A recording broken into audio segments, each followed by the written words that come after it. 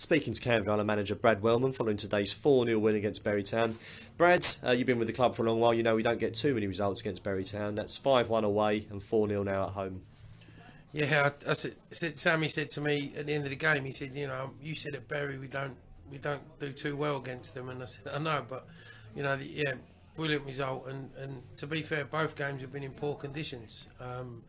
We was a little bit worried about before the game. He's like 30-40 mile an hour winds, rain, whether the game is going to be on, etc. And we just said to the boys, listen, we've got to battle first and foremost, try and get against the wind in the first half, be brave. And I thought we was outstanding in the first half, the way we played the ball around, played out from the back, created things, scored a great goal, and had another goal disallowed as well. So I just thought he gave us a great platform to then come out and then really open up a little bit in the second half with the wind, which sometimes proves difficult. But I thought we really managed the game well today. It was a great performance from the boys. As you say, I think that's probably the most intelligently I've seen a Canvey Island team play with the wind, considering how windy it gets down here, albeit a bit extreme today at times. But as you say, over-hitting things in the first half, not just playing the ball with the normal tempo, and then also taking a little bit off the ball in the second half. And also doing things like Jamie Salmon did with the Finneran goal, pulling the trigger, not being afraid to pull the trigger and letting the wind do the job. Yeah, I think that's a testament down to the boys that Mark and I recruited in the summer, and towards the back end or the start of last year, Mark knew what sort of players he wanted, the style he wanted to play, and he recruited them in, and we've just managed to just keep them going. They're brave in possession, they want to play, they've got quality, and they've got intelligence as well. And we said, at half time, don't be afraid to shoot from distance. I mean, their boy has a shot from near the halfway line that caused Bobby trouble, so we knew that with a wind we needed to do that. We also needed to be a little bit mindful that even though we had Bradley Satch up top today, don't just keep chucking it up to him and cause that an issue. Play, because he's got the ability to play as well.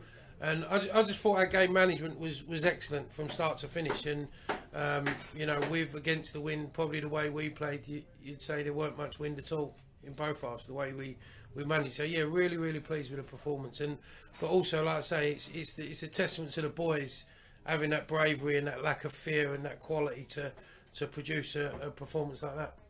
It seems strange to me that they didn't close us down much in the first half in terms of trying to get the ball out from the fence. They allowed us to play out when playing against a strong wind. It might have been kind of more beneficial for them to try and maybe cut off our short options. Was that something you were surprised at from the bench?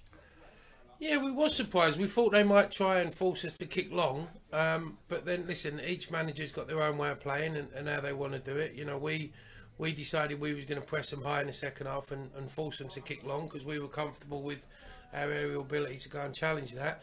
But sometimes even when teams press us, that's when we're at our best, when we're brave and we can pick people off. So they may have been mindful of that, but I think we just kept getting out at ease, and I think that comes down to people like Elliot Johnson, who's come into the team, who was so comfortable coming out with the ball, creating the attacks. We've done really well to get O'Day out in the right back area, and I think it's just whatever tactics they bring, we've got to play against. But I think that on our day we're probably a difficult team to try and play against because we are so good at keeping the ball and playing under pressure.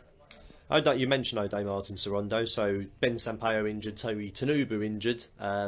O'Day's slotted in there, but looks every part, the kind of attacking right back, defends pretty well, but also seems to give us an extra element going forwards as well at that position.